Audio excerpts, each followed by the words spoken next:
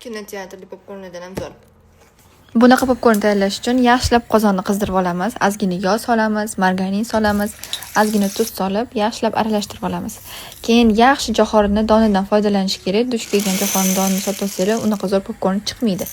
Bir tiyila jo'xorini donini qozonga solib, yaxshilab aralashtirib olamiz.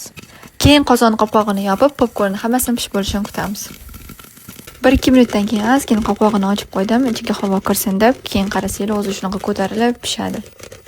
Oddiy popkorn yaxshi ko'rsanglar shu turishda ham zo'r, lekin biz popkornni sovutib qo'yib, karamelni tayyorlashni boshlaymiz.